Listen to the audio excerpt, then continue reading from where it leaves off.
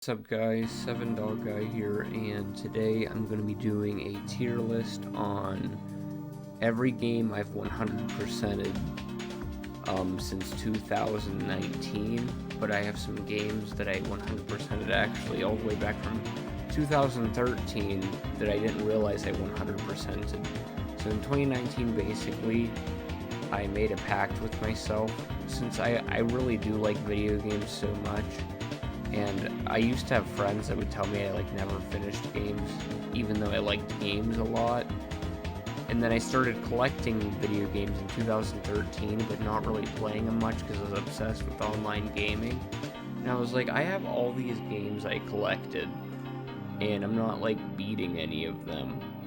So I wanted to go back and play some of the games from my childhood and new games I always wanted to try out.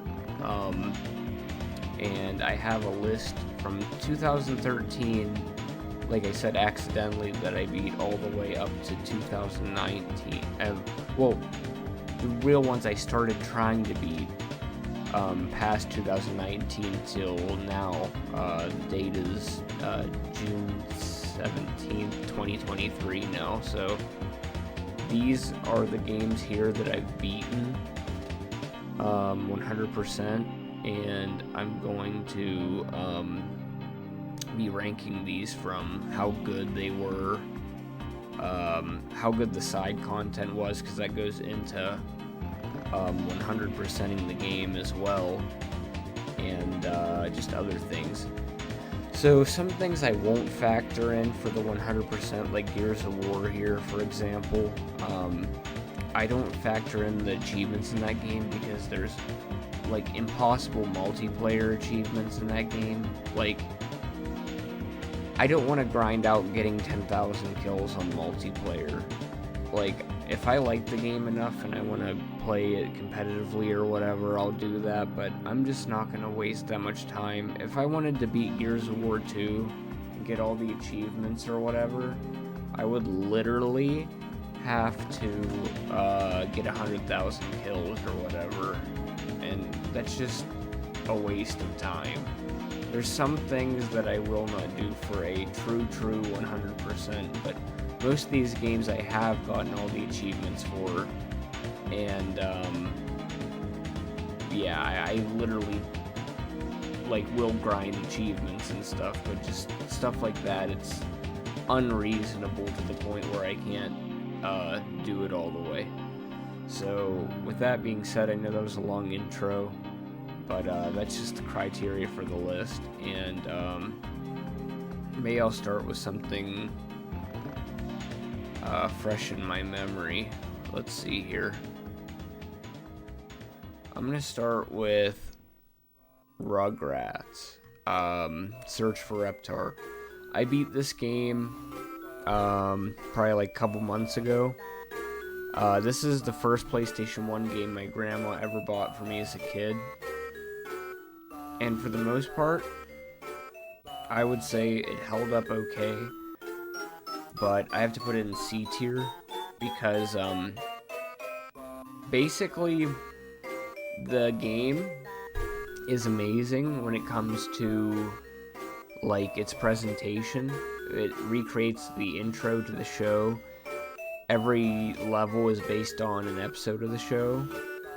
All the original voice actors are there from the show. Tommy's house is recreated in a really awesome way.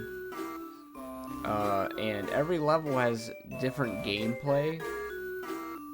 But that being said, the gameplay is very basic and definitely made for kids, and it's just not very engaging. And no matter how good the great parts of the game are and how good the presentation is, it's just too simple and I guess watered down for younger audiences, that it doesn't make the game super engaging to the point where I could put it at B. Some of the levels are B tier though, finding the Easter eggs in the one level was fun, and I don't know, popping the balloons in Mirrorland, and I don't know, exploring like the toy store at night. Stuff like that was really fun, but there's just, I don't know, most levels are pretty boring, and the combat that you do in the game is very simple and boring in the combat levels, so I just can't give it higher. I wish I could, because it's really, like, the presentation's amazing. If it was just based on presentation alone, it'd probably be in like A- or B+. So if that says anything, but yeah, the gameplay just brings it down a little bit. Next, I think I'm going to rank Medieval. I'm going to rank both Medieval games because they're the same game. Nothing really changed. It's just a remake. I'm putting these both in A tier. These games are incredible. Everything about the game is amazing. But there is one problem with the game, and it's the combat. The gameplay is fun. Like, the platforming, running around the bosses, the level design, the everything about the game is just awesome. Like, the storytelling, the character, the locations you go to, the creepy aesthetic, everything. Even his backstory is interesting.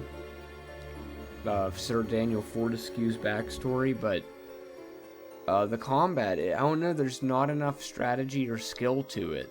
And it's not like, I don't know, I feel like when you truly make a really good game, unless it's like a multiplayer focused game, you should be able to beat most games like that if you get skilled enough. Like, people can like probably beat like Bloodborne without getting hit, for instance.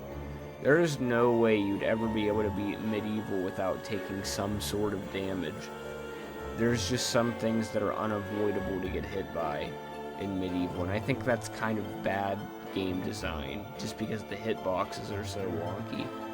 Unless there's like a secret weapon I don't know about or something, but even then, you really gotta like study the game like so hard to even like be able to know that, and you can kind of do the same thing in other games like Bloodborne through trial and error and just learning. But in this game, it's just like, you think you're too far away from someone, you'll get hit anyway. And I don't know, it's just like you're gonna inevitably get hit by like something that doesn't even look like it should hit you. And the hitboxes are wonky, and that's the only problem. It's still like passable. It's so good still that I still give it A. It's very fun. I think they reworked the last boss battle a little bit. I can't remember for the remake, but both games are super great, and I loved them. I 100%ed both games. Well, I 100%ed all of these, but I got all the achievements for this one. So this is gonna be a long video, by the way, because I have a lot to talk about. Let me see here. Let me do.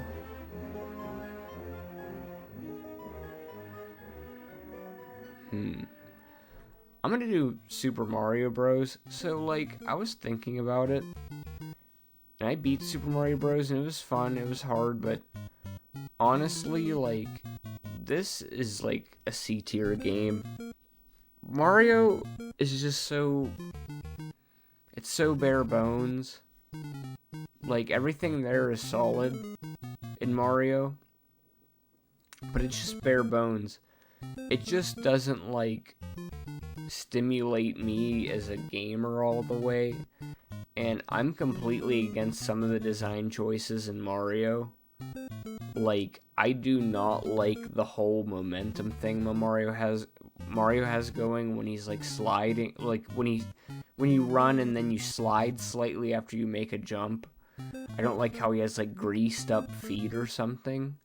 There's other games in this list, like Contra, for instance. If you make a jump and you're running, if you let go of the control, like the D-pad, you will not carry your momentum into the jump and start sliding on the ground. You will just land in place, and you will go where you told the controller to like make you go. The carried momentum from jumps in Mario is very slippery, and I've always hated that about Mario. That's one thing I can knock about this game. Everything else works serviceably and is a pretty good game for Nintendo, for the original Nintendo, honestly. It's just so basic and bare bones that it can't really get that much more credit from me. But I did enjoy it. It just, average. Like, I'd probably give it a 6.5 out of 10. It's good. It's just like, other Mario games are better, and it's just very simple. I don't know. Let me see here. So I already talked about Contra, so I might as well talk about Contra. Alright, so Contra, on the other hand, is a very fun game. Like I said before with the whole momentum thing, you can control your jumps in the air and tell your character, exactly where to go. It's so nice. It's so responsive. You're never making a mistake because your character is sliding or anything. But also, the added dynamic of just having bullets and being able to dodge bullets is just very fun. And this game was super ahead of its time. The bosses are fun. The level design is fun. Everything is fun about Contra 1. And I just loved it. And that's like a NES game. I'd put it over Medieval, barely. I like Medieval, but like I said, the combat's bad. I'm pretty sure, like, the way Contra is designed, you could probably beat that game without dying. Easy. I didn't attempt it, but I did beat the game, and it's easier than Contra 3 by far. But it's still a good game nonetheless, and I think it stands the test of time. Like, it probably will never not be fun. Let me see. Let's go to Tekken Revolution. So Tekken Revolution, like, I consider this game this is the first game on the list I've beaten back in 2013, and the only reason I beat this game was because it had an easy achievement list or whatever, and I hated this game. I hated this game so much because it was just a worse version of Tekken Tag Tournament 2 with gimmicks, and you had to pay to, like, play the game if you wanted infinite amount of tries. They turned it into like an arcade machine. They tried to make it like you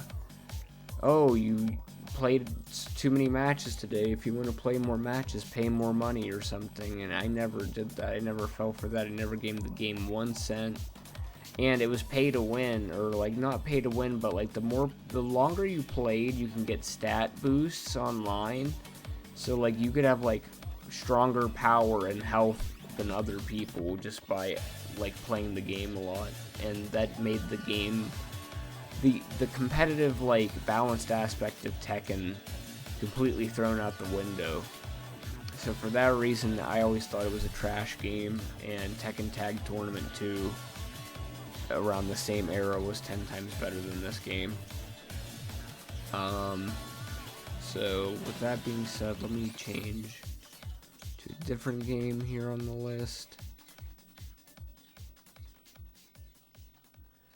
Let's do Unholy War.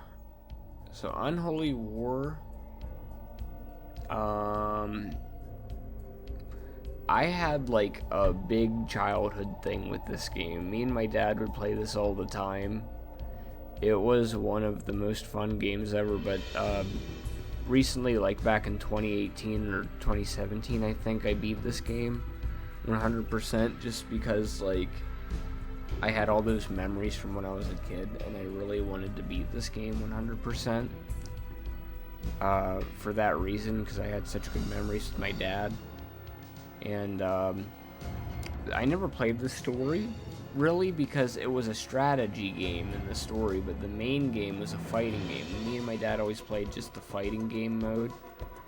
But basically the way this game works is you're in a strategy grid or whatever, and then you attack a player, and when you attack a player it sends you into the fighting game mode, and then you have to do the fighting game mode, and whoever wins that mode wins the match or whatever, and then that player on the strategy board dies, and whatever your health is after you win the fight is what your character's like life is left at.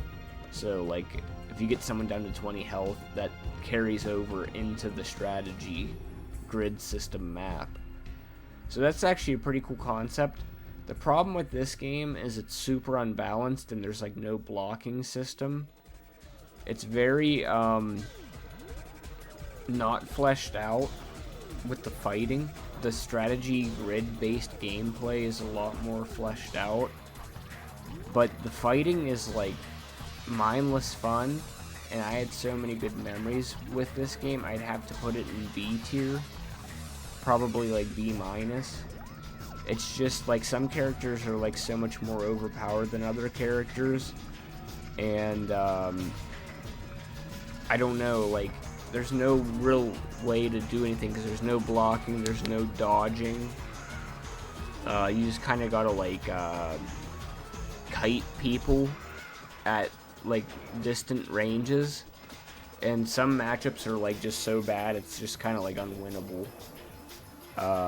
It's kind of like lame, honestly, and like characters like Quicksilver just like absolutely decimate like most of the characters on the list. But if they ever made this game over again with the system they have for this game, there's only like 3 attacks that every character has, and it's done by square, triangle, or circle. I think this would make a really good MOBA game. I think that's, like, if they ever do anything with the Unholy War license again, I think they should make a MOBA out of it, like Dota or League of Legends. I think the characters are really neat, and they already have a currency system called AUR, so that would make a lot of sense for like the gold or whatever. And that's what the whole reason they're fighting is for the AUR. It's just like Dota and like League of Legends, so there's like a whole reason the fight's going on. But yeah, that's an awesome game. It's just like I said, the combat waters it down, and we're actually going to like run into that problem quite a lot in this list. So let me see here.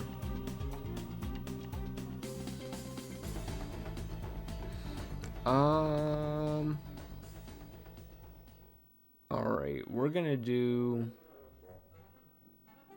Heart of Darkness.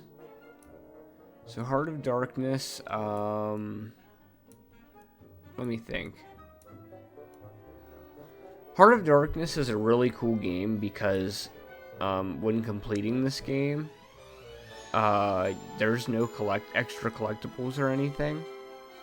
It's literally just a game where it's focused completely on like the story, and basically it's a cinematic platformer, which means like all the movements and like all the actions you do are very like slow paced, and they're very like thought out, and they're animated very well.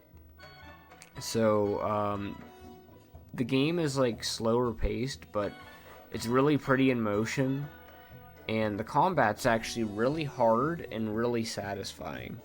Oh, by the way, every game I'm talking about I beat on the hardest difficulty, just for everyone's information. That way, like, my opinions are pretty like solid.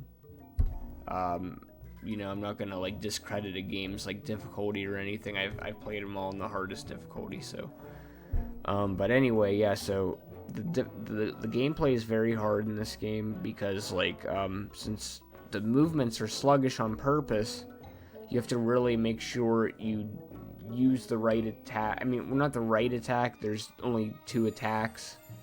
You have this lightning gun that shoots all these enemies.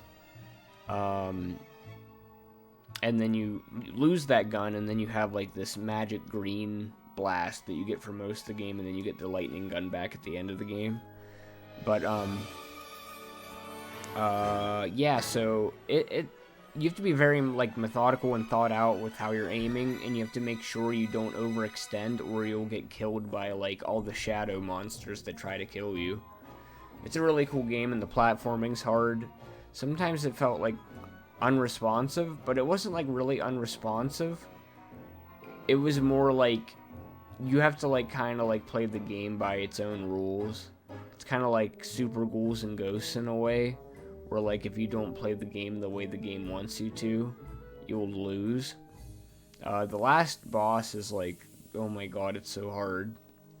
You just have like these black shadow creatures coming at you from every angle while this boss is shooting stuff at you. It's horrible. But this game actually had a really good story. It wasn't my type of game all the way, just because it had like kind of like childish vibes in some senses, but other parts of the game were really dark. But I thought the story was pretty good. I would actually probably put this above Unholy War in B tier. It's a really good game.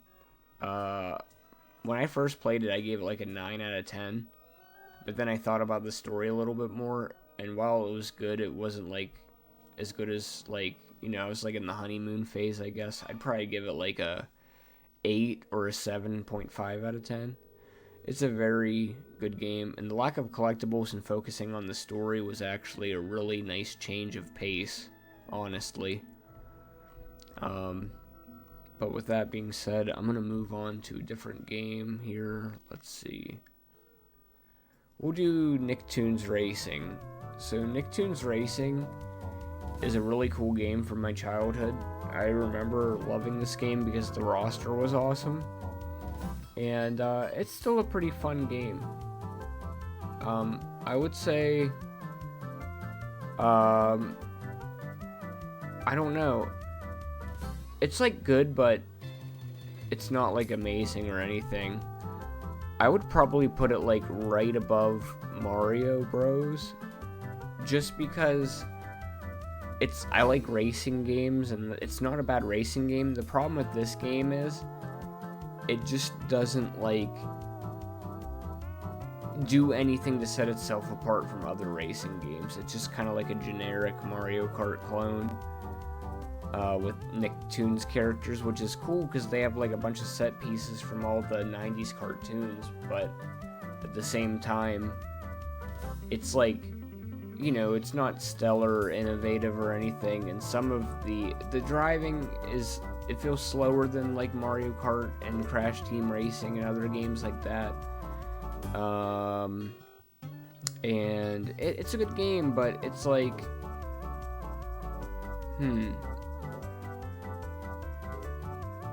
I don't know how to describe it. It's just very like average. It's the most average kart racer you'll ever play. The levels are fun. The characters are awesome, and all the levels are based off of locations from the shows, but other than that, the gameplay mechanics are just kind of whatever. So, for that reason, I have to give it C tier. Next, I'll actually talk about a game that I think is amazing, and that's Diddy Kong Racing. I think it might be better than Contra, honestly. I'm just gonna put it in A tier. I already know where it's going. So this game's actually almost like an S tier for me. The gameplay is so fun. The adventure mode is probably the best adventure mode in any kart racer ever made. Even the boss battle against Wizpig is very fun. It's better than Mario Kart 64 in every way. I don't care what anyone says. And green boosting is a really interesting mechanic that helps you like do really well and beat the game. The hidden mechanics like that are cool. All the extra game modes to 100% the game. Like doing every level in reverse and getting all of like the time trials done or whatever, and doing all the other side stuff like beating the bosses in every area, and collecting the, I can't remember, there was like 2 different collectibles, like the N64 tokens and stuff. It was probably the best adventure mode I've ever played in a kart racing game. So with the mechanics and the collectibles and the flying, the hover boats and the cars and everything, I would give it an S tier, but the driving is good, but it could be better. It's a little finicky. It doesn't have perfect driving, but it does have another thing I love about it. It has the most balanced weapon selection out of any racing game ever made, in my opinion, that I've played at least. When you pick up a item, you know what you're gonna get every time, no matter what, because the items are color coded. So when you get a red balloon, you're gonna get a rocket every time. And just stuff like that makes the game more balanced and more competitive, because you can actually plan out strategies like that. And that I really appreciate that. I wish games like Mario and Crash Team Racing did something like that, so you could strategize instead of get something random you don't need and possibly mess up due to the fact that you got unlucky, So I appreciate that from that game. This is like one of the closest games to S tier possible for me. It's amazing. Next, I'm gonna do Mort the Chicken, and Mort the Chicken, I think Mort the Chicken is a neat character. I think, I really like Mort as a character, and the dialogue in this game is actually, pretty funny. It has a lot of dry humor, dry sarcastic humor or whatever. I thought the writing was pretty clever. But sadly, the gameplay surrounding this game is actually really bad, and the level design doesn't make any sense. It kind of makes sense. The chicken world is getting taken over by cubes or something. That's a stupid story. And the levels have, cubes, but it's very childish looking because it has, ABC kids blocks and stuff in weird shapes. Some levels have, normal, grass with, castles and stuff. But I'm already making it sound a lot better than it is. All the levels are very small areas, and the whole point of the level is to find all the chickens in the level. It's really hard to die. It's really not that compelling or anything. I think I got stuck one time and I had to reset my game because it was just the place I landed in, I guess they thought people wouldn't go down there, but I went down there, so I ended up dying. I mean, I didn't die. I had to reset the game because I couldn't get out of there, or none of the enemies could hit me. But yeah, the combat is very whatever. It's easy. The game is easy. Everything's pretty much easy in this game. But I actually messed up 100%ing it for a while because I didn't know this. It's so stupid. So if you beat a level and you collect everything in the level plus all the chickens you have to save or whatever, and you get all the 100% of the coins or whatever the collectibles are on the map, if you press any button while you're going down the well, that's the way out of the level. If you go down the well, you will not get the coins around the well that were surrounding the well. You have to wait for the score to tally up before pressing a button, or it won't count as a 100% played through level. It's so stupid. This game is a D tier game because Mort the Chicken is cool and he deserves better, but the game he's in is it's probably a 50 or a 45 out of 100. It's bad. This game's pretty bad. It's not the worst thing I've ever played, but it's pretty bad. I like Mort though, and I do I like having him on my shelf because he's cool. But other than that, I don't know. It's sad. Mort's cool. He deserves better. But I'm gonna move on to PlayStation Home. So PlayStation Home, the achievements were dumb for this game. I beat this game, like, I'm pretty sure a lot of people could probably get this achieved, like, 100% in this game when it was out. This game's servers have been shut down. This game's gameplay is like a D or an F. Whatever. This game sucks, but I used to have so much fun messing with people in this game. I have to get to this bottom of B. Like, people, like, took this game so seriously for some reason, and me and my friend would just go on there, like, in the mall area, and just mess with a bunch of people and just be annoying. And people would literally spend, like, hundreds of dollars on this game and just annoy people. Like, I don't know, they just, like, make fun of people who use default skins. But literally, like, all their money that they dumped into this game, like, doesn't mean anything now because the game is over. I kind of feel bad for those people, but no, I had fun exploring the different locations and, like, putting like, stuff in my house from doing, like, the little side quest things they had in the game, because I had my own studio apartment or whatever in the game, because that was my avatar's house. It was fun walking around as an avatar. The problem is, like, the social climate of the game. The people were kind of, like, standoffish. So that's why we resorted to trolling and being, kind of annoying to people, just because just because it was fun. Actually, one of my PlayStation accounts, I don't know, we got banned for being annoying.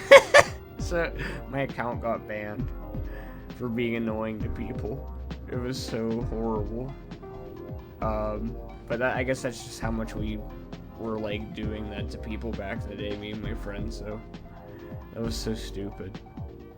But it was a fun time. I wish, if people were nicer and, like, the gameplay was more fun, I'd move it up. But I did have fun listening to Let Your Chain Swing and doing the default dances and messing with people and just sitting next to my friend and, like, having a nice time. So for that, I have to put it there. Like I said, the gameplay is, like, probably down here, but it holds a special place in my heart. Let me see. I'm gonna put Outer Worlds next. I'm just gonna do it right now. I'm putting it in C. So Outer Worlds, like, would have been in my top 20 games of all time, probably. The first, like, 10 hours I had with that game was some of the happiest hours I've ever had in a game ever. And then I realized that, like, the game was very top heavy. So basically the content at the beginning of the game was so good, and then later on it kept, like, getting more samey and more lazy, because you could tell the budget was low and that they didn't put as much effort into it as they did with Fallout New Vegas, which I think is one of the best games ever made, but I haven't 100%ed it, so I didn't put it on this list. This is another game I didn't bother getting 100% of the trophies with, just because I got so tired of it. I beat every single mission in the Outer Worlds. I didn't play through it multiple times, but I beat every single mission with the route I did take. Every single one. And I played one DLC to completion. But that one DLC was, like, I had it at that point. So I didn't beat the other 2 DLCs that came out, but I did beat one. And the reason I didn't is because they were still using the same assets from the base game. It's so sad. There's only 5 monster types in the game. There's the primal, I can't remember what it's called. There's the Mantiqueen. There's the lizard creatures that look like dinosaurs. There's the bird creature. The primals are monkey, gorilla-looking things, by the way, and I can't even remember the other creature. That's how bad it is. I think it's like a slug or something, or like it's like the kind of like the meme character. I mean, not meme character, but it's like the meme creature. I can't remember. It's like, I don't know. But anyway, there's that, and then you get random bandits and outlaws that try to shoot at you or whatever. The game, it's just so sad because this game could have been one of the best games ever. The first planet was really interesting, and then you get to the second planet, which is the biggest planet, and it's one of the ugliest looking planets ever. Just on the graphical engine, not even because like it's an ugly planet. It's just like the graphics don't even look good when you're on that planet. It looks unfinished. I do like when you get to the last area, like on the rich people planet for the capitalists, like the 1% of the population that's rich. There's a really, really good mission there. I don't want to spoil it, but there's like this girl who's like a jerk, and she tells you to like look at this area where like you retire forever or something. It's a really good mission, and it's probably one of the best written in the game. But yeah, I know it's sad though, because this game had a lot of potential, and it was very disappointing because if it was like just a Fallout New Vegas in space, it would have been so good, but they really either didn't have the budget or they just didn't have like the same passion for this. But yeah, if this game was like just as good as the first 10 hours were for me, it would be top of S tier probably.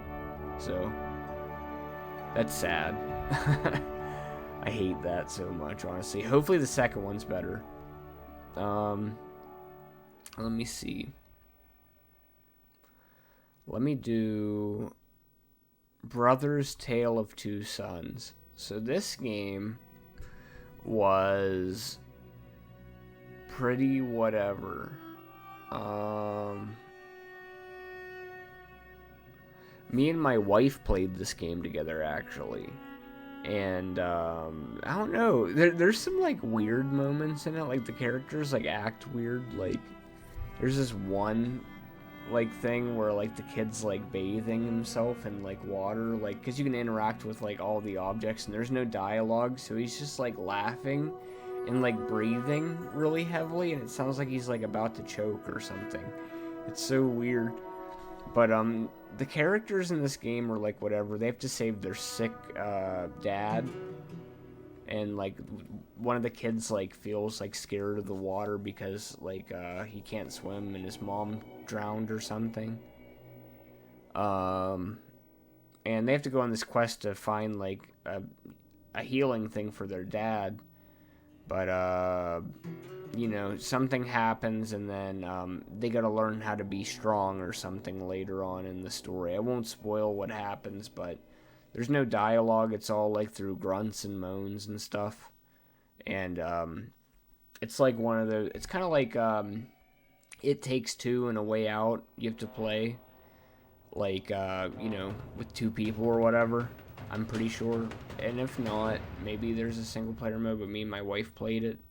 But the cool thing, there is one cool thing about this game. One person uses one side of the controller and the other person uses the right side of the controller.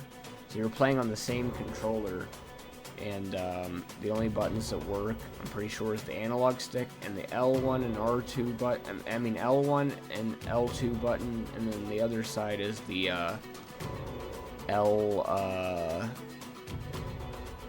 the R2 and R1 button, plus the right analog stick. So it's an interesting concept. I've never seen a game do that before. However, I would probably say it's worse than Mario. I don't know. It's just like, it's more pretentious and like full of itself than anything. People like praise this game. I don't understand why people like rate it so high. It's like good, but it's like not like incredible or anything, you know?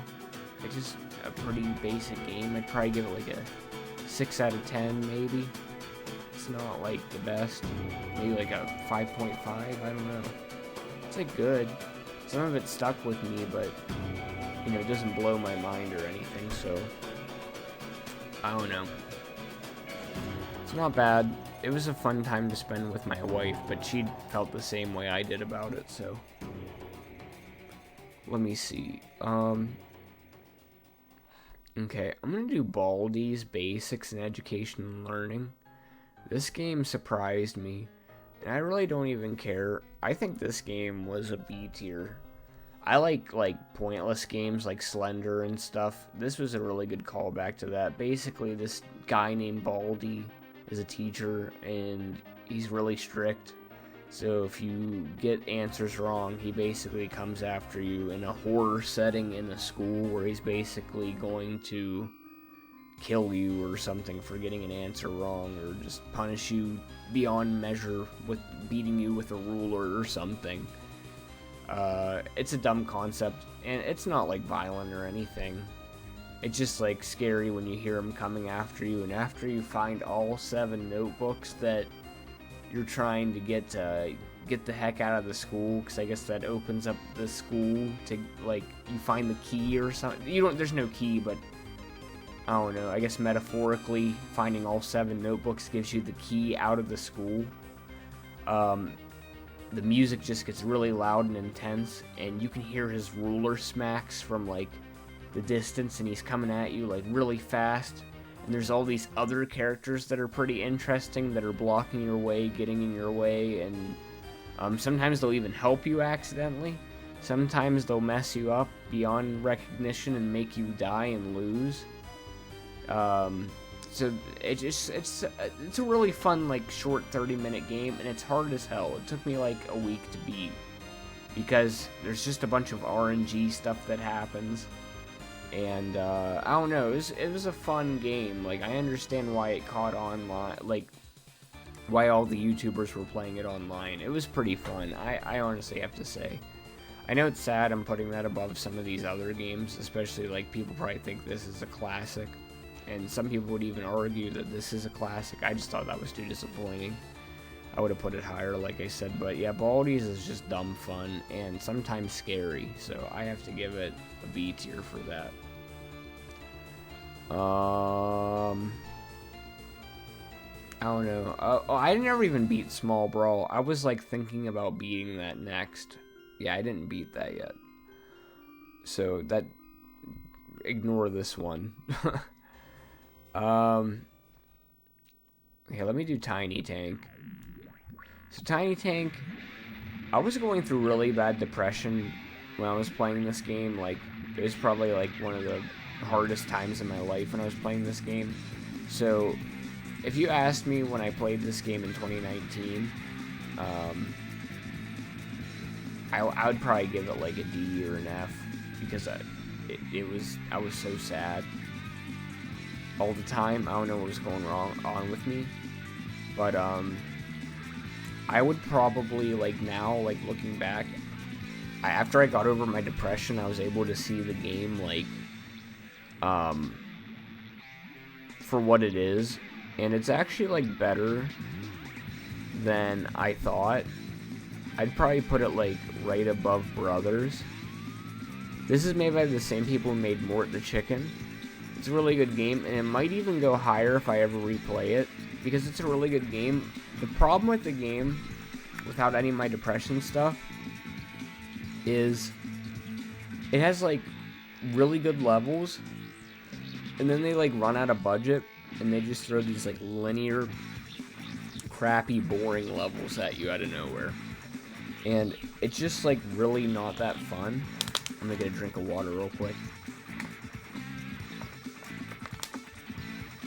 Yeah, it's just really not fun with the linear levels, because you're just like, oh, that's it? Like, that's the end of the level? Like, you just feel kind of cheated in a way. And some of those, like, short levels are on rails in a way, too.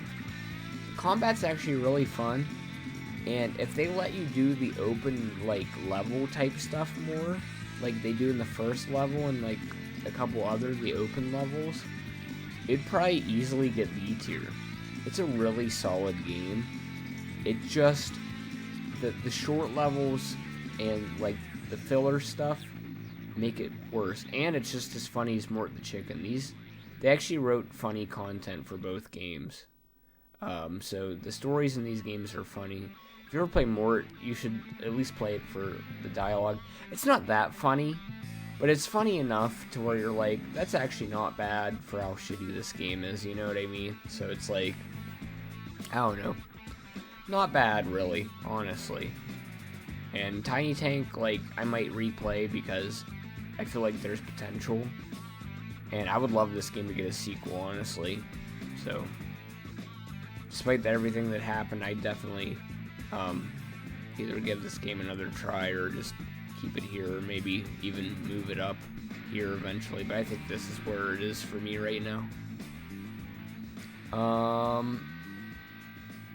Let me see. So, I'm gonna do Tekken 1. I beat Tekken 1 recently. Probably like a month ago. 2 months ago, maybe. No, I think in March. Yeah, in March I beat it. So like 3 months ago. And this game was like, I don't know. It's Tekken. So here's the problem with Tekken 1. I'm gonna put it like above Outer Worlds. It's a classic game. Actually, no. Maybe right there. Yeah, I'll put Tekken 1 right here. Man.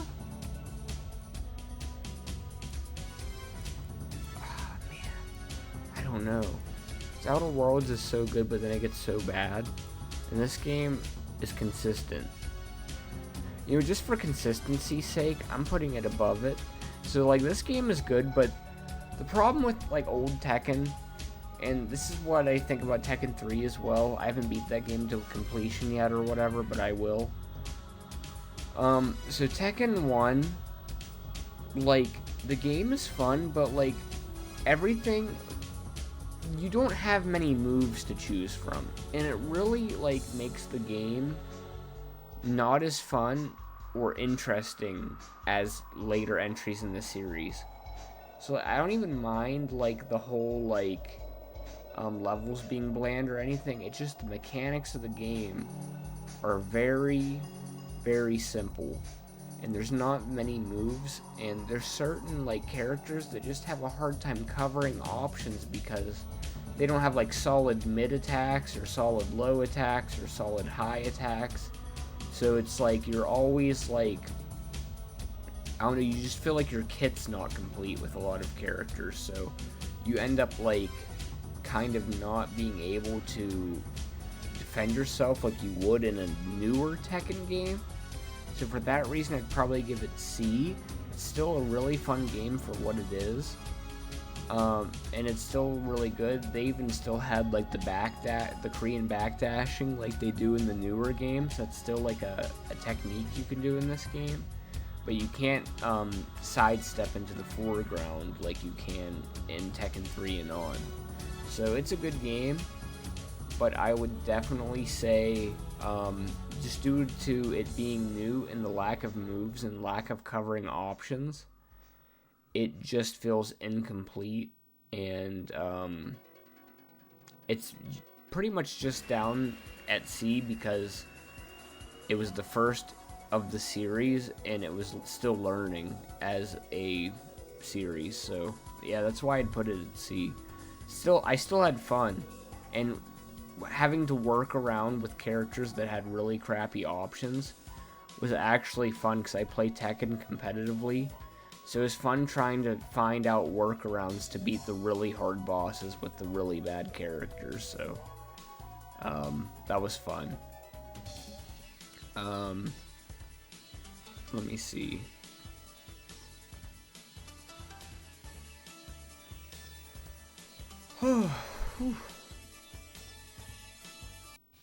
I think I'll do Contra the Alien Wars next. So Contra the Alien Wars is different than Contra 1. It's a lot harder than Contra 1. This game took me like a year to beat. It was so hard. And maybe I suck, but I beat the game on hard without using any bombs. So if that tells you how masochistic I am, I don't know what does. I was on a hard Super Nintendo game kick for a while. I made it through most of Battletoads and Battle Maniacs, but I never beat it all the way, so I gotta get to that again at some point. I made it to the level where you're on like the scooters and you have to run away from the thing trying to crush you. Yeah, so Contra Alien Wars, it's way harder than Contra 1. And it has like 2 top-down levels. There's only 6 levels in this game. I think Contra 1 has 8, but this game is so hard, 6 levels is completely fine, and the levels are long, and they're very varied. This game, this game makes you feel like you're in an action movie. The set pieces and the stuff you do while shooting makes you feel so cool in this game. Like, you'll be like scaling a building, shooting this thing with like a drill, trying to stab you with the drill or whatever, and then you'll fight a giant mechanical monster while hanging off of like the ceiling and shooting down at it. You'll be hanging off of missiles flying through the sky while shooting a giant airship. This game is like the most like testosterone filled, like manly man, crazy bullcrap, like stuff you can think of, experience of all time. I don't know. And then you have to fight like demonic looking aliens, and you fight a dragon while scaling a wall full of like, it looks like organs or like brain matter or something. You're just climbing it. The bosses are gross. Like, I don't know, this game is so cool. This game is like A tier. Like, it might even be better than Diddy Kong Racing, I think. This game is so cool. The only reason it's not S tier is because I don't like the top-down levels as much. It's just not as fun, but the 5th level boss is really hard. And once I found out how to beat that boss, it's actually fun, like, using... so basically, I don't know, he spins you around, and your character, like, keeps spinning, so you can't aim. You have to, like, press both, like shoulder buttons to, like, keep yourself in place against him spinning you around. And you have to time it perfectly so you stay aimed on him and keep shooting him. It's actually kind of a neat mechanic. I highly doubt most people would have been able to figure that out back in the day. But after I looked it up on how to beat that was really actually kind of cool. And that part of the top-down is fun. But the top-down levels are way easier than the non-top-down levels. And they're just not as engaging, or like you don't get like the cool manly man badass, like, you know, like set pieces as much as you do with the side-scrolling levels. But they look good, but I think it would have been S tier without them. So I'm gonna get to my next game. I'm gonna take another drink of water. So I think I'm gonna have to put an S tier game in. Let's just do, I don't know. You know what, yeah, I'm gonna have to. Where is the other one? Okay, so SpongeBob and SpongeBob Rehydrated. SpongeBob Battle for Bikini Bottom games. These games are like pretty much flawless in my opinion. The one complaint maybe they're too easy sometimes, but they never overstay their welcome. They're completely true to the show. Pretty much every character in the game besides Mr. Krabs and Mermaid Man has their original voice actors. The levels are all pretty much incredible. All the bosses are fun. All the levels are fun. The platforming is super fun. The objectives you do in the game are fun. It's like the perfect licensed game. It's everything a SpongeBob game could ever want to be. I'm gonna beat SpongeBob movie game at some point. I'm gonna get Cosmic Shake at some point as well. I might even try Revenge of the Flying Dutchman. I played that as a kid. I didn't like it as much as Battle for Bikini Bottom. But as far as I'm concerned, SpongeBob Battle for Bikini Bottom is a masterpiece. And a lot of games could take notes from it with platforming games. Maybe the double jump is kind of a boring platforming mechanic, but SpongeBob Battle for Bikini Bottom is one of the best double jump platformers I've ever played. So, it's just timeless. I love it so much. Let's do Just Cause 2.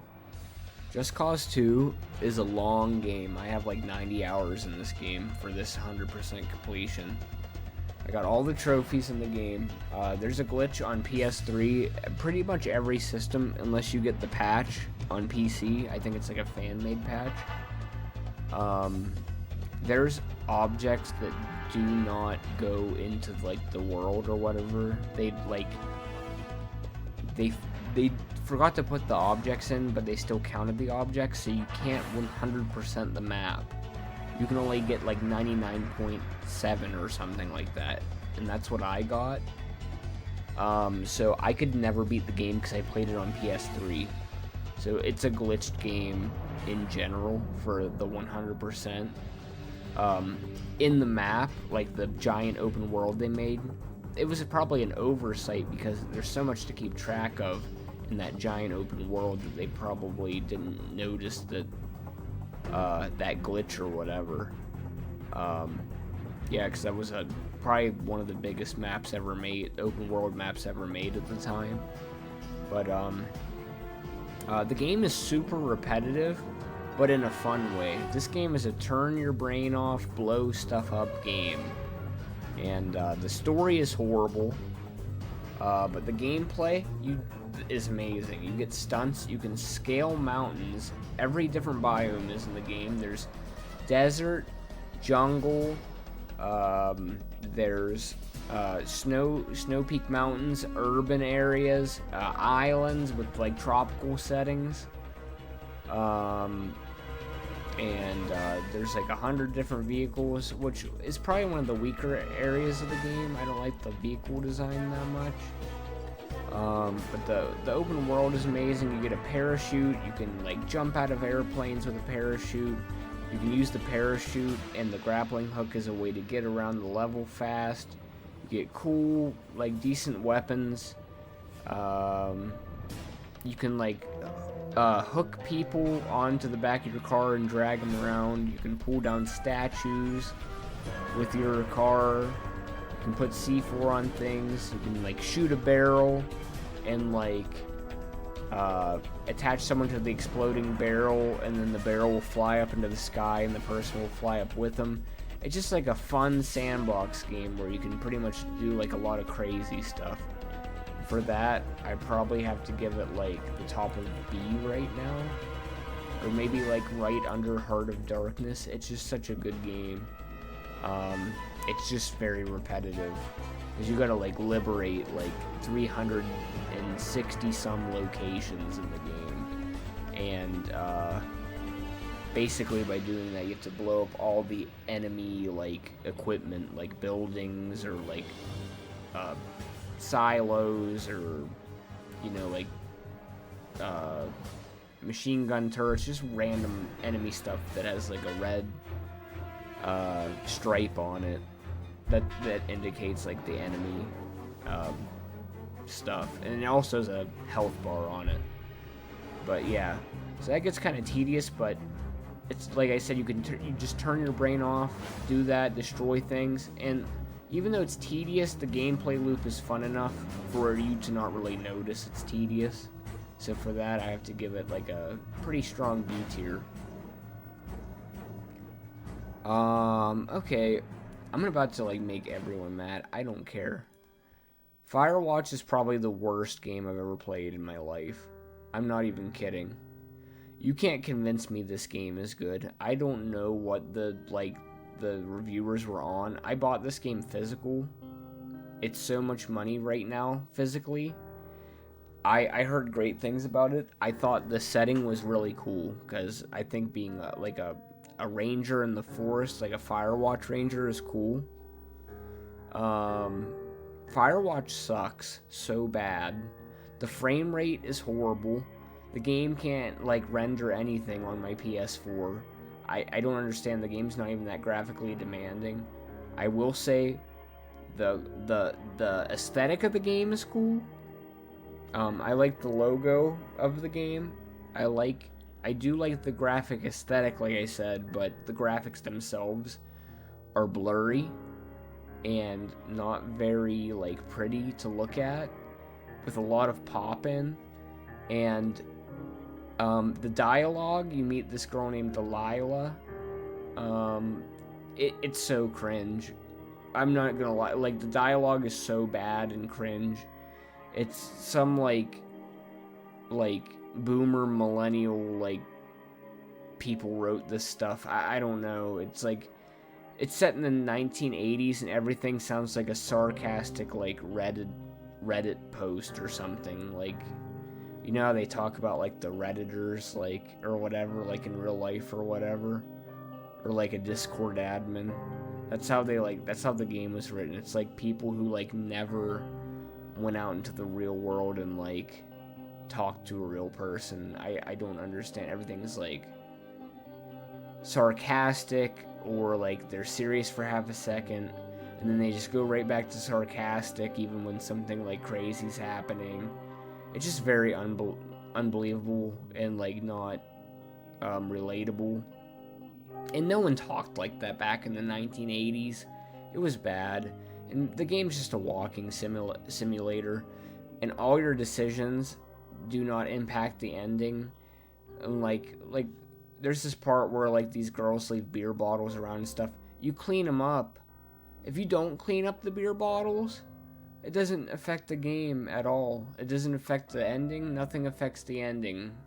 It doesn't give you a high score. It doesn't do anything. There's no point to do your job as a Firewatch person. It's just go to point A, from point A to point B, and listen to your dialogue with the person you're talking to. You have different options, but they don't change the story at all, so they're all pointless. Everything's about this game is pointless. The voice acting is like, the voice actors are good, but their script sucks. I don't care what anyone says.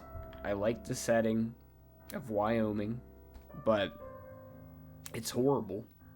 It's probably the worst game I ever played. Maybe the second worst game I ever played. I haven't finished the worst game I ever played yet, so maybe this could be the worst game I ever played, but I haven't finished the other one, so we'll see. Yeah, Firewatch is terrible. I don't recommend it. I could see how some people would like it, but it's really not as deep as people say it is at all. It's very surface level in my opinion, and the message this game is trying to like send, it's common sense to me personally, so I don't get it. Maybe if this game's message is a revelation to someone, I'm glad it helped you, but I've never struggled with what this game is trying to say, so I'm gonna move on to a different game. So let's do Ultimate Spider-Man. So Ultimate Spider-Man has like an amazing aesthetic. You get to play as Venom in this game. It's badass. You get to play as Spider-Man in this game. The graphics are pretty interesting. It's all comic booky, based off of the Ultimate Spider-Man comic books. But with all that being said, I'm probably going to have to give this game a... Man. I'm going to have to give it low C for now, and while I'm talking about it, maybe I'll even go lower or a little bit higher. So, man, okay, so Ultimate Spider-Man stays true to the comic books and everything, but after playing Spider-Man 2, I haven't 100% of that game or anything, so it's not on this list, but I played Spider-Man 2 enough to know it's way better than Ultimate Spider-Man. So basically, they dumbed down the combat to no end. Like, the combat was so good in Spider-Man 2, and then they just threw it all away. And they freaking just made it to where Spider-Man has like a 5-piece punch and a 5-piece kick combo, and you can mix and match the two, or you can use these really, really, really like non-satisfying looking web attacks in the game. And the combat's dumbed down. There's like no blocking, so a lot of the time you'll just like you'll press square like while in the air, and you'll like kind of like do a dive attack, and you'll just repeatedly do that against hard enemies. I'm pretty sure there's no spider sense dodge like there is in Spider-Man 2. They just took out everything that made Spider-Man 2 interesting and made Ultimate Spider-Man worse. Like, the only thing I will say is compelling about the story is how they follow the Ultimate Spider-Man comic book to a T, I'm pretty sure. My problem is a lot of the designs of the characters in the Ultimate Spider-Man universe, besides Spider-Man and Venom, are poorly designed in my opinion. I think Rhino is okay, but I just think like they look too like cybernetic or like just odd. I don't mind like the Goblin guy, he's kind of cool, but I like the classic like Spider-Man villain look, like from the original Spider-Man game for the PS1. Those are some of my favorite villain designs of all time because it stays more true to the original Spider-Man. So it's really not Ultimate Spider-Man the game's fault for having the characters look like that, because they're probably in the comics looking like that. But nevertheless, it's really disappointing, because I think Ultimate Spider-Man, like for Spider-Man and Venom, has probably the best or one of the best designs for Spider-Man ever. It's just like they made the characters surrounding Spider-Man, like the other villains and stuff, look different, like compared to how they like their classic look is. And I know that's like a nitpick, but I personally don't like that. I kind of like when characters stay true to their design or whatever. I don't think the changes they made necessarily added anything to the characters to make them all that much more cooler. So for that knocks off some points, but other than that, the game is aesthetically like very pretty. It kind of holds up. It's a little dated in graphics, but it holds up better than some other games. The shading is awesome, the comic book shading. The cell shading is, good, and I don't know. Yeah, it's a pretty great game with its presentation, but that's about it. Everything else is pretty mediocre. I don't think I can put it any lower though, because the presentation is so good. I want to put it in D, but it's not a D game.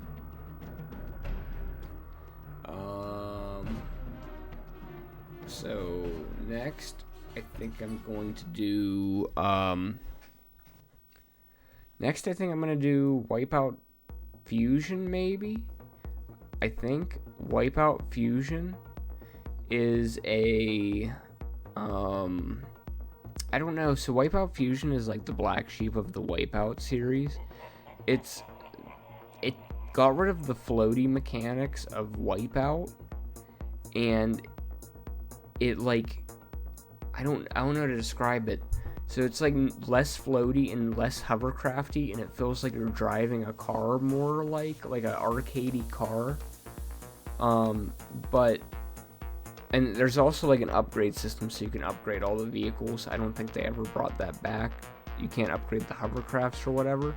But what I love about Wipeout Fusion more than any other Wipeout game is it has the most interesting level designs by far. Like the tracks are the best in the series in my opinion, because they're long and the locations are cool that you're driving in.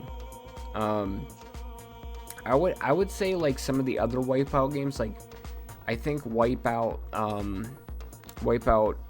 Omega Collection has better like aesthetics for their tracks, but the tracks themselves aren't very. I'll get into that in a bit. But yeah, that's why I think Wipeout is actually like Fusion like saves itself. The track design is very fun, even though they got rid of the floatiness of the cars. I mean, the hovercrafts. I think that Wipeout is still a pretty solid game. I'm gonna give it a B tier. It's super solid, and it's very fun. It just the fact that it doesn't have like that hovercraft feel, and the upgrades, I think it bogs down the experience with all the upgrades, and it's very grindy to get the 100% with the all the grinding you have to do to upgrade all the vehicles or whatever. But the side content's really good.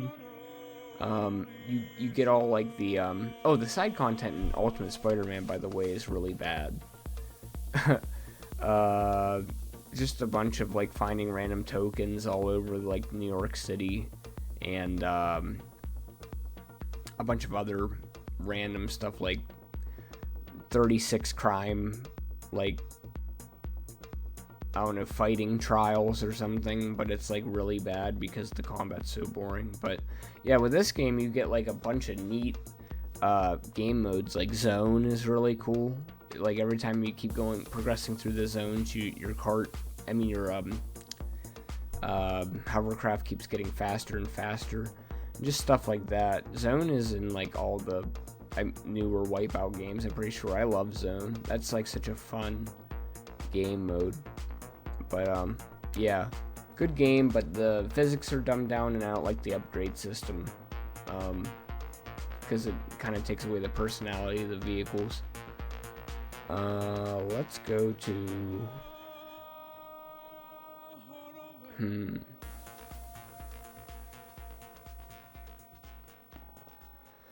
let's do Bugs Bunny Lost in Time. So Bugs Bunny Lost in Time, in my opinion, is kind of ahead of its time for a PlayStation platformer.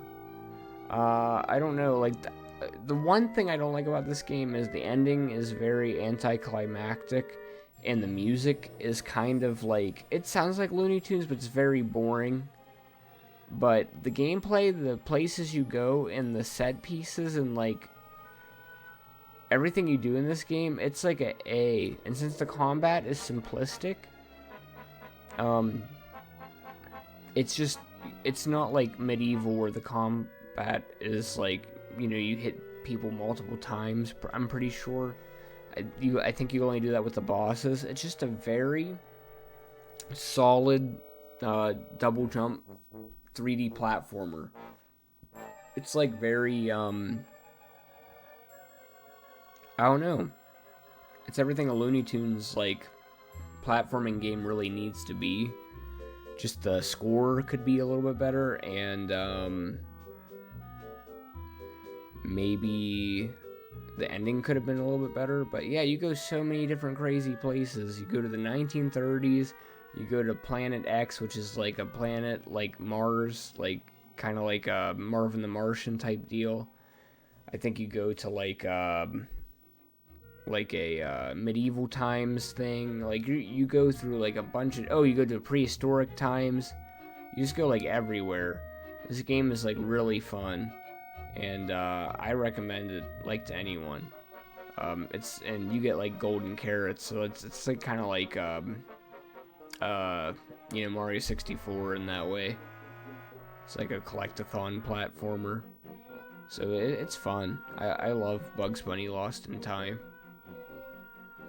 Let me see. I haven't done a Twisted Metal game yet. So I'm gonna start out with the worst one. This is Twisted Metal Head On. So Twisted Metal Head On, I have to give a D. And I don't like to say that because it should be, to everyone, the true spiritual successor to Twisted Metal 2. But it's not. Everyone says this is the true Twisted Metal 3, and it is story-wise.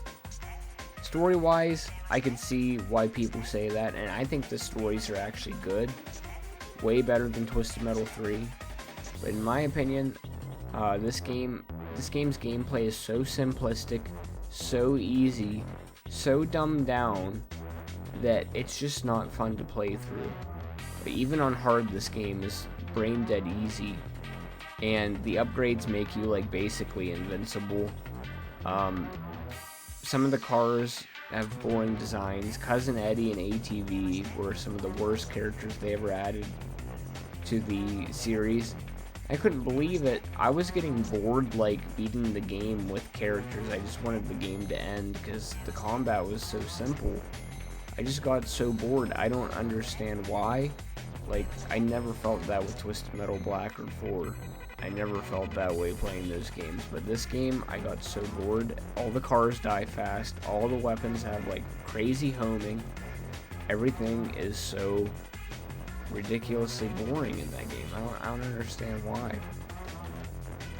But like, the cutscenes are good, and the character roster is good. The levels are kind of generic, and the music is bad. The music is the worst in the series, probably, next to Twisted Metal PS3. Just not very, I don't know, it's like techno, slow hip-hop, and like generic rock. It's not very good. It's very outdated, in my opinion. But yeah, that's just my opinion on that game. Some people love this game. I'm not one of those people. I wish I did, because I love Twisted Metal 2, but this one is just very bare bones and boring. And it probably feels that way because it's a PSP game ported to a PS2, but I don't know. Alright, we'll do Wipeout XL. So this is a game that everyone loves or whatever. This is the only game I didn't beat on the hardest difficulty. And the reason I didn't beat the game on the hardest difficulty is because the game makes cars tied to difficulty. And that's why I gotta give this game a low ranking. Because I like playing as Physar, and I only want to play as Physar. I don't want to play Piranha. I don't want to play Kyrex. I don't want to play, I can't remember what their name is right now. The Japanese one. I don't want to play them. I want to play Physar. It's the only freaking hovercrafts I want to play as. So for that, I have to give it like, I gotta give it like top of C tier, maybe like here. No, I'll give it top of C tier, just because like I wanted to beat the game on hard. I wanted to use Physar on hard, and I don't use Physar because they have easy handling or anything, or low speed. I want to go fast with Physar. I want to play against hard AI.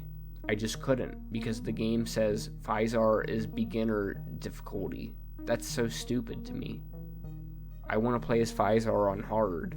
Why doesn't the game allow me to do that? I don't know. The tracks are pretty interesting. They're more interesting than another Wipeout game I've played. I'm trying to think. The tracks are probably the strongest part about the game. I do like, the 4 or 5 factions for the cars that are in the game, but it's just like, it's stupid, like the whole like being tied to the difficulty thing, because I should just be able to play whatever hovercraft I want to on hard. It's so stupid. And I purely do use Physar based on like lore and their color scheme. So the reason I don't like using Piranha is because I'm just not attached to them like I am Physar. It has nothing to do with difficulty.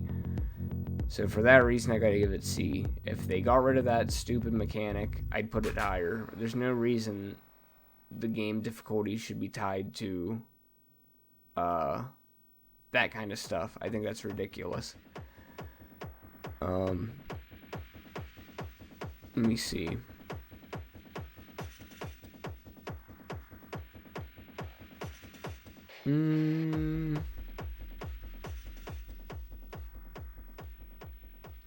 Next, I'm going to do Crash Team Racing. So Crash Team Racing is S tier, easy. Crash Team Racing is a masterpiece. I would say the new one's a little bit better than the old one, just by a slight margin. The reason why is because they let you keep boost during U-turning. U-turning is an advanced technique that allows you to take really sharp turns while keeping like your really high-speed boost. And they also added Blue Flame, which makes you go even like faster than the top, anywhere close to the top speed in the original CTR game. But both mechanics are amazing. The drifting and driving mechanics in Crash Team Racing make it the most fun kart racer on the market. There's no game with a better driving system than Crash Team Racing, in my opinion. It is the perfect game. The only thing I could say about this game is I wish it had Diddy Kong Racing's weapon system and probably like the adventure mode system. Other than that, like, it's an absolute like perfect masterpiece, and it has probably like the second most engaging adventure mode in any kart racing game. And the side content, the time trials are so fun in both games.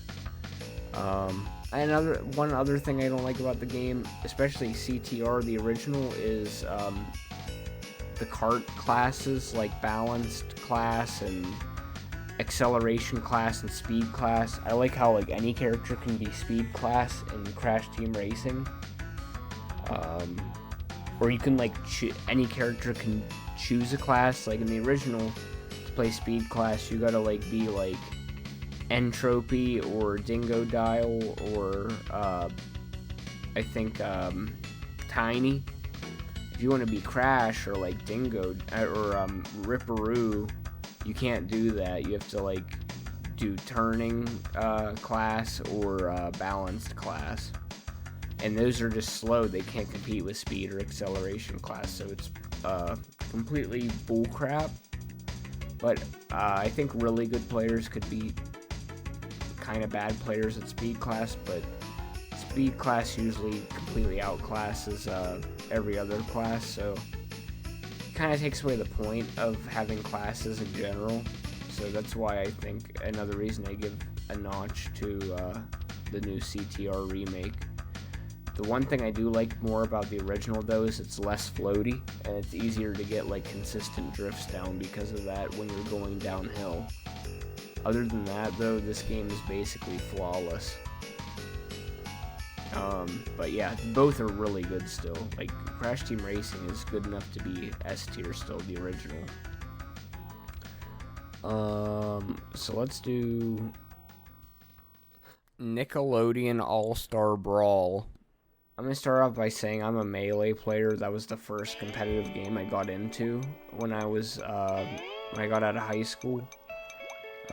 I still like play every now and then, and I want to get back into Melee, but I just don't play as much right now. But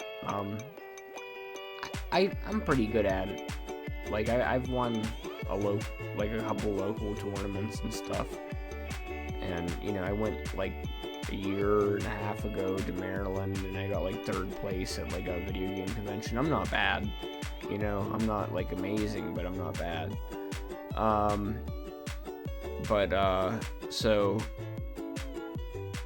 This game was right up my alley.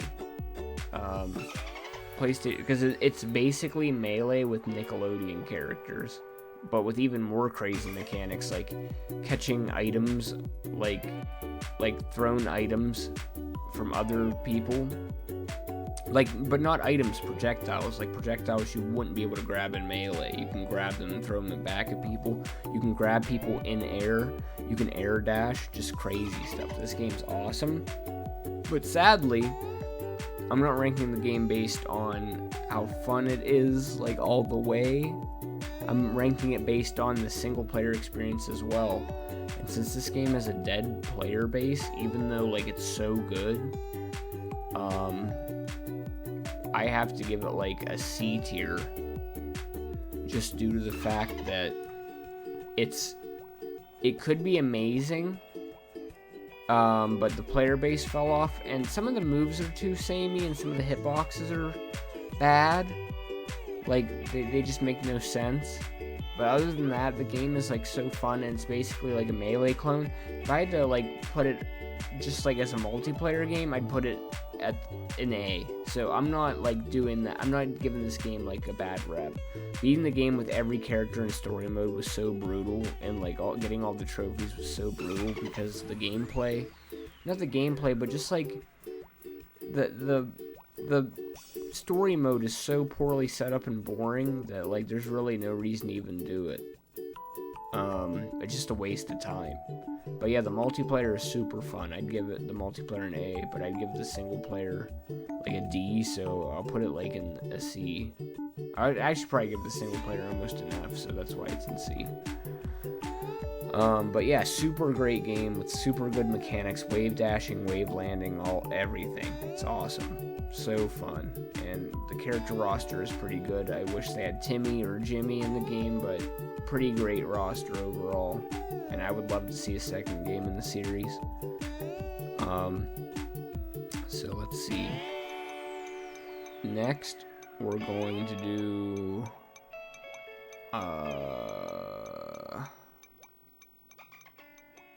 next we'll do Twisted Metal 4. So Twisted Metal 4 is a super underrated game. I don't care what anyone says. It's way better than Twisted Metal Head-On. The stories in Twisted Metal Head-On are better than the ones in Twisted Metal 4. Twisted Metal 4 stories suck, and the characters are really cringe, but the cars are actually pretty good for a completely original roster, and the weapons are really fun. This game isn't really competitive or anything. It's just a really fun party game. It's like the party game of the Twisted Metal series. You get a crap ton of different weapons. There's a really fun, silly levels you can go to, like the bedroom where you're like the size of RC cars and you're driving like on like race car tracks and like driving across like someone's bedroom floor. And you know, the weapons are crazy. You get the proximity mines, the freeze bomb, the remote bomb, the MIRV missile, the auto lob, a bunch of weapons that just never came back. I love those weapons. The game's fun. So many different energy attacks like hyperspace that lets you teleport. Just crazy special weapons like Sweet Tooth's crazy special that like just kills everyone in like one hit. This game is like so fun. And ridiculous. I would have to give this game like high B tier. It's just so fun. I beat the game 120 times. That's what you have to do to beat the game on the hardest difficulty, because it takes 4 times to reach the hardest difficulty with a character.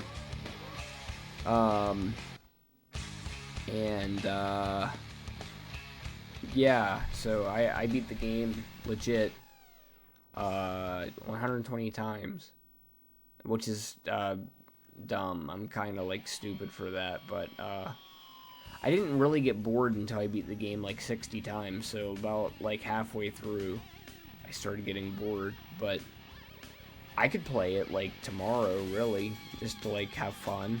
I liked the game a lot. It was a lot of fun. It was a lot of fun. The levels are way better than Twisted Metal 3 and Head-On, in my opinion, too. So, and the soundtrack with Rob Zombie and everything's good, and you can create your own cars and crazy stuff like that. So, yeah, it was fun. I like Twisted Metal 4. Let me do Gears of War. So I beat this in 2019 as well, and I would probably say Gears of War 1 is like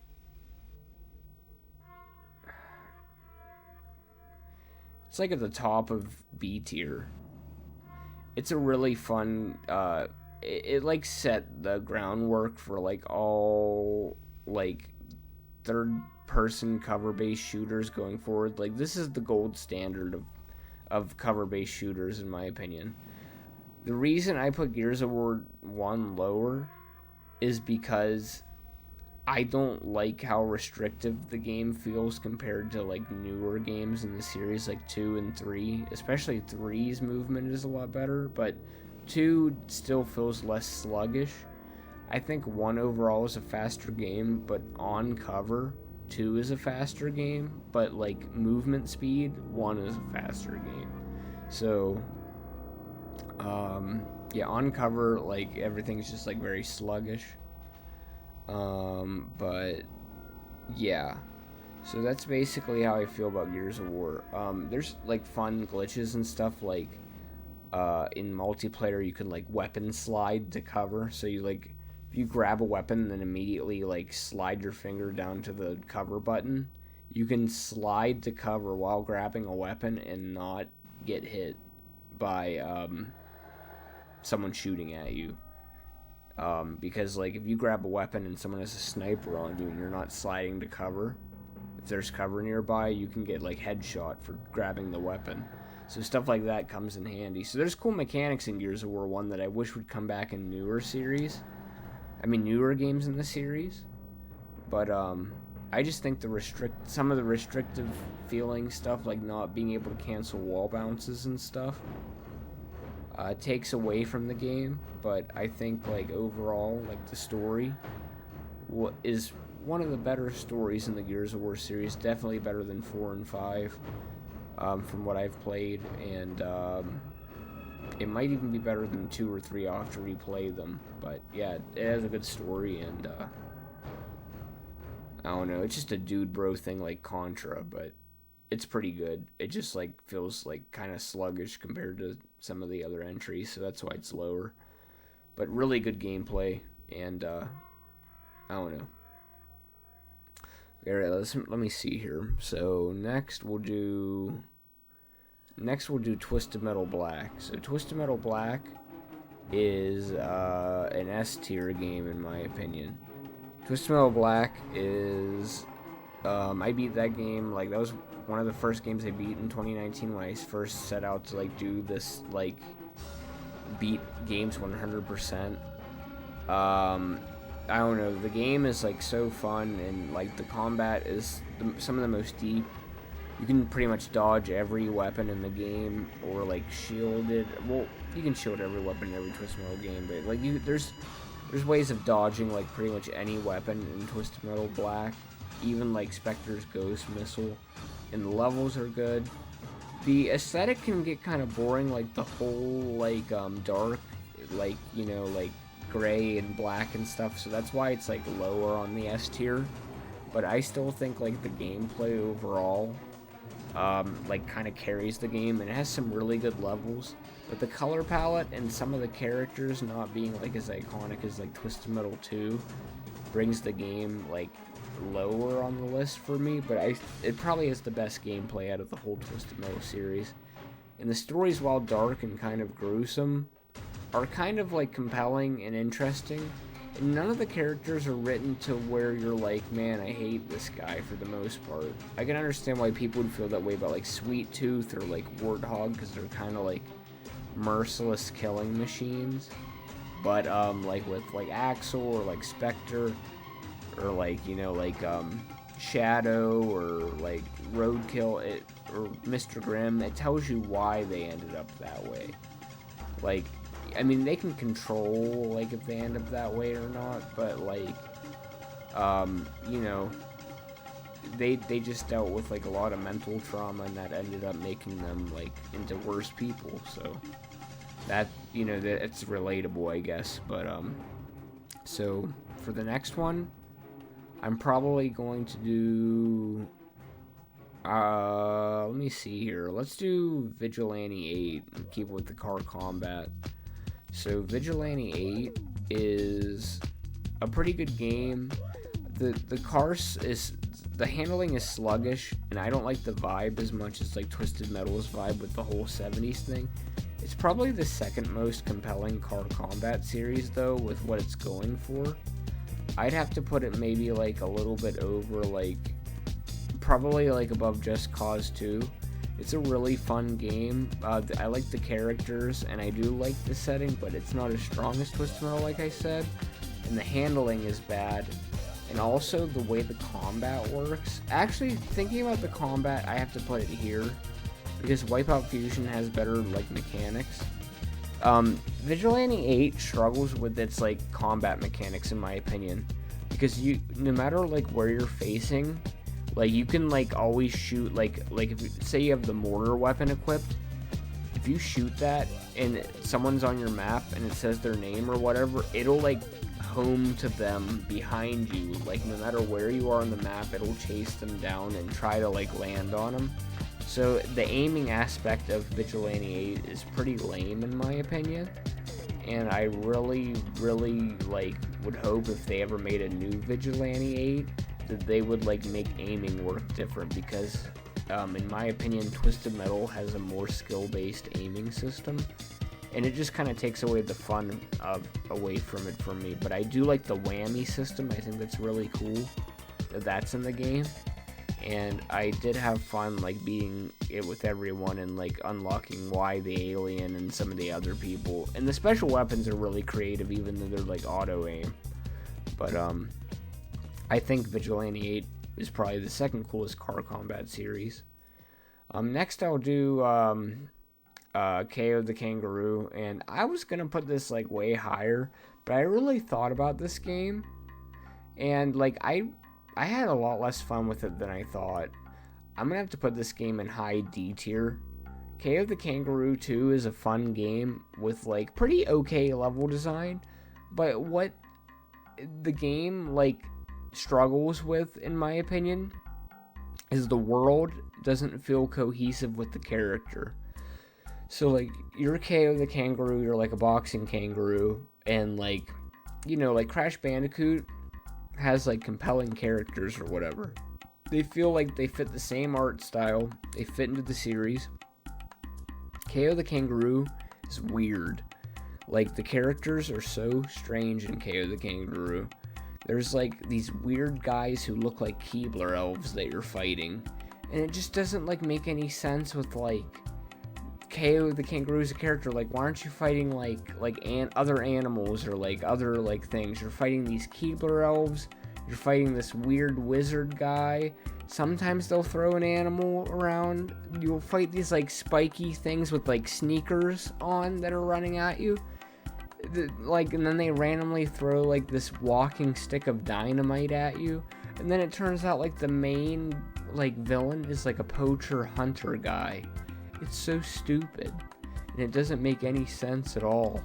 Like, it's really bad, and honestly, like, if the game had, like, a more cohesive, like art style and, like, characters that made sense to be fighting, like Crash Bandicoot or Spyro does for their villains and stuff, it could probably go up into, like, C tier, because while the platforming is, like, okay and the combat's okay and the levels are okay,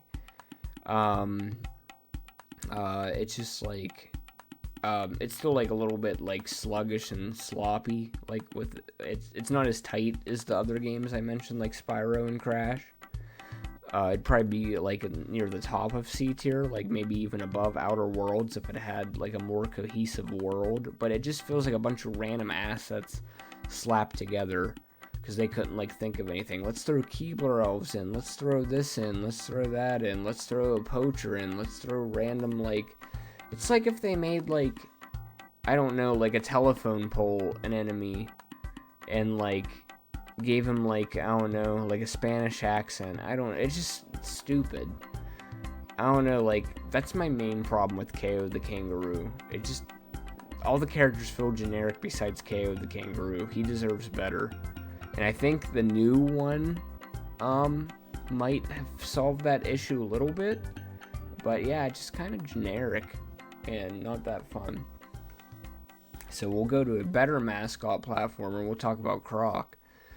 The characters in this game totally fit the world of Croc. Croc is a super fun game, and I'd probably have to give it, like, right next to Twisted Metal 4. Maybe even, like, slightly better than Twisted Metal 4. Nah, Twisted Metal 4 is a little bit better. But I love Croc. I haven't beaten Crash 1 or Spyro 1 100%, but Croc is really good. People say the controls are sluggish, but the 180 button on the circle button really helps movement. And I think the controls are 10 times better than Croc 2, from what I played of Croc 2. And I don't know, it's a cute game. It's like kind of childish, but the it's like more cute than it is childish. Like Croc's a really cute character. He's fun to control. His levels are fun. Like they're linear, but they're challenging enough platforming sections to where they're interesting. It's not boring. You're not running on long stretches of like pavement or anything, or like grass or whatever like you are in Croc 2.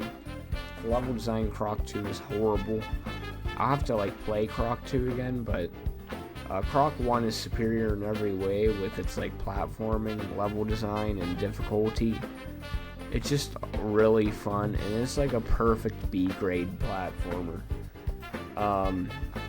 Just really fun and cute. There's not much more I can say about Croc 2. So, next, I'm gonna put, let me see.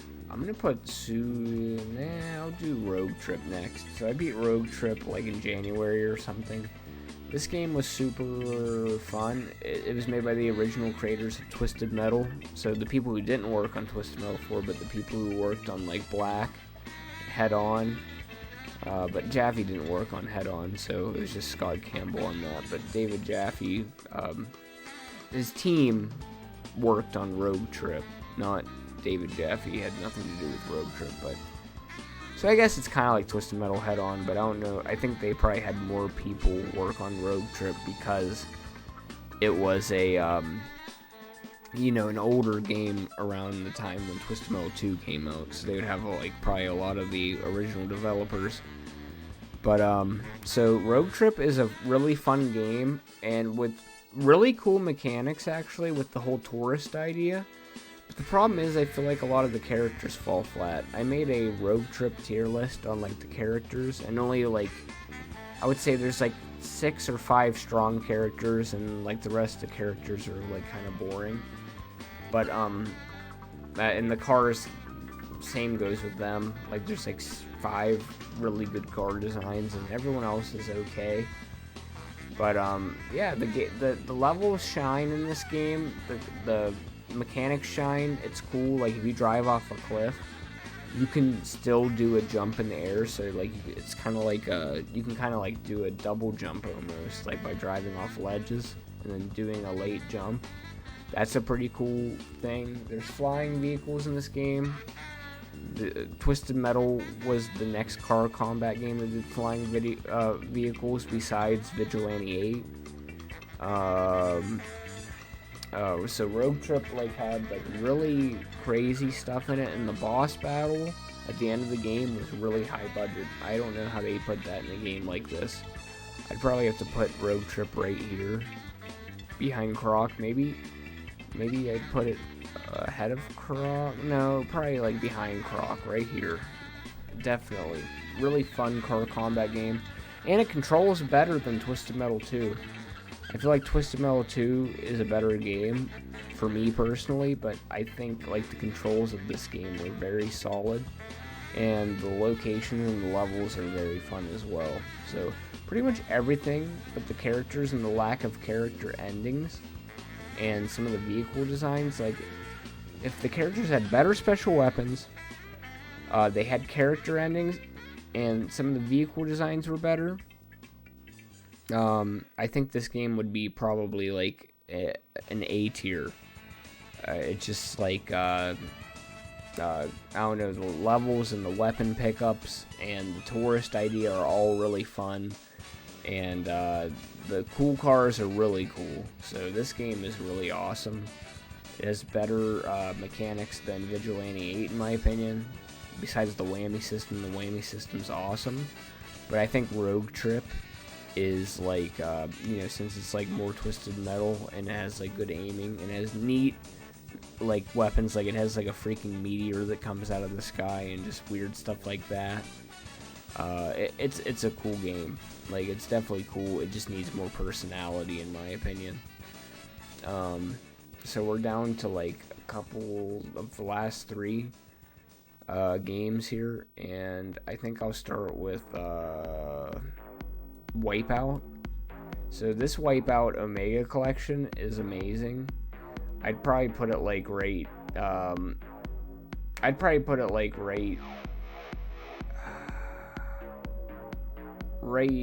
here. Wipeout is Omega Collection is amazing. It has like a million different like car classes. You don't have to pick the, it got rid of that whole like pick the difficulty thing, like being stuck to your car. Wipeout Fusion didn't have that either.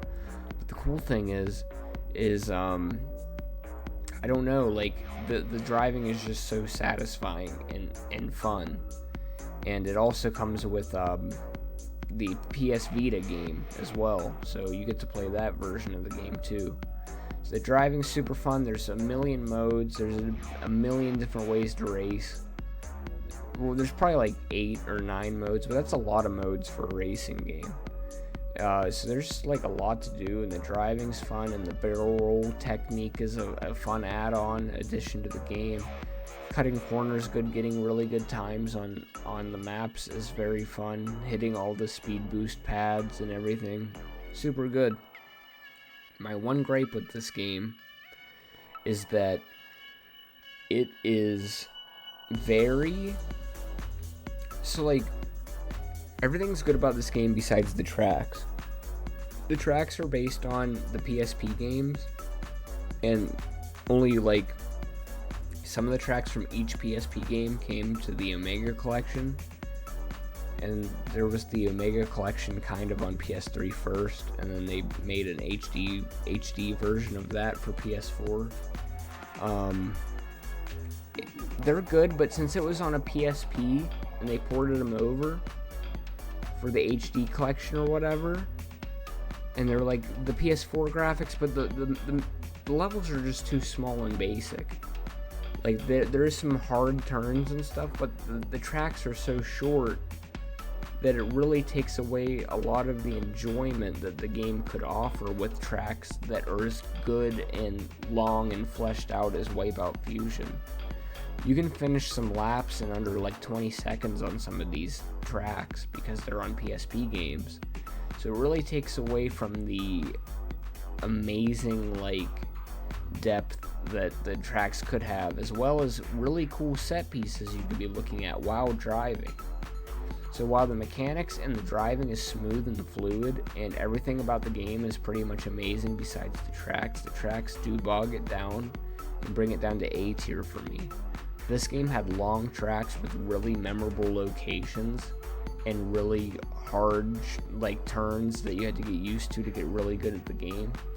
I think the game, it would be easily S tier and probably like in front of Twisted Metal Black even. Really good game. It just like it could have used a little bit more. So the last 2 games, next I'm gonna do Super Ghouls and Ghosts, and this might be my favorite game I've played so far. It's a really challenging game that like basically you have to learn the game by its rules. It's like a puzzle game mixed with like a really challenging game. Like it's like Contra, but you have to play at its pace instead of playing at your own pace. So like it's kind of like Dark Souls mixed with Contra. So basically there's puzzles, there's traps and stuff. The puzzles are the traps. Like basically you have to know when the trap is coming. And you have to like be able to like know the enemy patterns well enough to like succeed, or you're gonna die and die and die and die and die. It took me a year to beat this game, just like it did with Contra 3 all the way through. Because it took me forever to beat it, and then once you beat this game, you have to beat it again and come back with this weapon that's really hard to like kill the enemy with. And if you get hit once, it makes the weapon even weaker. So you gotta make sure you have like gold armor, with the goddess bracelet or you're gonna lose. There's two things I don't like about this game. One is like some weapons aren't useful, and the other is the last 3 levels could have been like as cool as the first 5 levels, but other than that, I really don't think that's enough to bog down my experience that much. The graphics are absolutely gorgeous for the Super Nintendo in 1991. It was one of the most enjoyable things to learn, like, as a game. Like, it was so compelling to me, like, learning the pattern, learning where all the traps were, learning how to survive. I was getting to the point where I could beat, like, the first 3 levels without dying, and some people have never even beat the first level of this game. That's how hard it is, so I love this game. It was so fun while it came out. If, the last 3 levels were more, like, cool, I'd probably say this is my #1 game of all time, like, outside of my 100% list. It's just so fun and timeless. I can't believe it. So last game surprised me. I saved this game for last because, like, there's a lot of people who, like, this is a new game. So that's why I left it for last. And it's one of the new, like, last games I beat. The last game I beat was Firewatch. I was very disappointed. But this is the game I beat right before Firewatch. And I was so surprised by Evil West. This game, for me, is an S tier. I'm not even kidding. It's not, I don't have any, like, rose-tinted glasses or anything like, oh, I'm in the honeymoon phase, whatever. This game did exactly what it needed to do to be a good game. Like, it didn't overstay its welcome. It wasn't annoying. It didn't have cringy dialogue like most new games. It's exactly what I wanted. It felt like a PS3 beat 'em up with PS5 graphics. Or a PS3 hack and slash with PS5 graphics. And, that's exactly what I wanted it to be. It had, like, Gears of War vibes with, like, its, like, dark, gritty atmosphere. And it also had a really cool setting with vampire hunting. And, like, their overarching plan. And it also had, like, the vampires, like, made you kind of, like, think, like, twice about, like, humanity. Like, by reading, like, the notes and stuff you find throughout the game. Like, basically saying, like, how, like, destructive humanity is. And, I don't know, you can kind of see the motivation behind the main villain of the story, Felicity. And Felicity is an awesome character because you didn't know who, like, the main antagonist was going to be or whatever. And it's so cool that they chose this, like, little 10-year-old vampire girl who's, like, really creepy as the villain. I'm pretty sure this game was developed by, like, a European studio. So usually if a game has, like, a villain like that, it's gonna be like a Japanese studio. But it's so cool that, like, a European, like, Western studio made a game with, like, a lead villain like that, because games like that, like, with a more, like, Western or, like, European thing, they usually go for, like, a tough guy or, you know, something like that. So it was cool to, like, see them use her as, like, a powerful entity or whatever, because it subverted my expectations. And throughout the game, it's longer than I thought it was. You get more tools than I thought you did. You get a flamethrower, you get a bow and arrow thing, you get a gun, you get a pistol, you get a bunch of, like, you get an electric thing where you can pull people towards you, you can zap towards them, like, you can zip to them, like, teleporting, kind of. You can slam them into the ground with the electric glove you get. It's a really fun combat system. The only thing I don't like about the game is there's some unnecessary cussing in the game. I thought that was dumb. It's not necessarily cringy, it's just unnecessary. Because it feels forced. And then the other thing is, since you're always bombarded by enemies, especially on evil difficulty like I played it on, you don't really have time to do aerial combos like you can in like games like the original God of War. If it focused on that more, I would probably even like put it above SpongeBob or like in front of Twisted Metal. But as it stands, since it has those two flaws, I probably put it behind it. But yeah, I think that's my whole tier list, by the way. I will like beat a bunch of other games and let you know like my progress. Right now I'm working on Simpsons Hit and Run.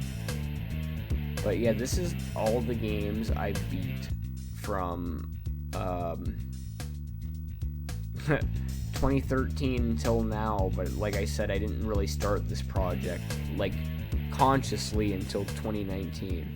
Alright, so when I was making the list, I completely forgot one game. It's Spider-Man for the PS1. So this game actually probably has like the best Spider-Man universe out of any Spider-Man game I've ever played. And the levels are pretty fun to explore. It even has like web swinging, which is crazy for a PS1 game, but it's pretty simple. It's almost like having like a triple jump or a glide more than it is actually like swinging through the city. But it's a pretty fun thing, and you can only pretty much go on the rooftops in this game. But this game is really like fun, and it's like a very fan service heavy game for people who love Spider-Man and the original comics, because it's really true to that style of Spider-Man, which I greatly appreciate, because that's my favorite version of Spider-Man, the tried and true classic Spider-Man.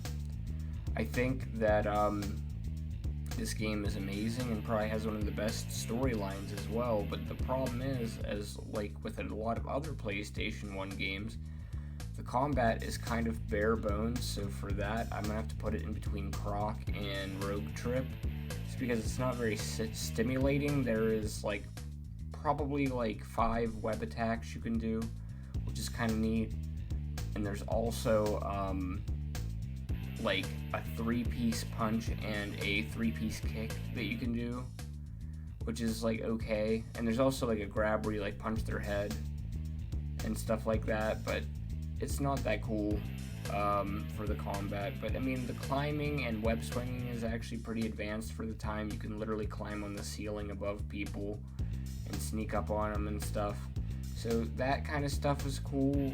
But combat does really let the game down, especially with all the amazing characters. It even has like Daredevil, Captain America, Venom, Rhino, Scorpion, Carnage, Dr. Octopus, just a lot of really good classic characters that everyone loves. But with that being said, that's the end of the tier list.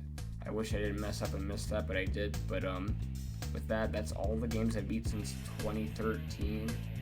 I will put what games I beat first, like in order, in the description, and I hope once I beat more video games I can make another list like this for you guys. So thanks for watching and have a good day.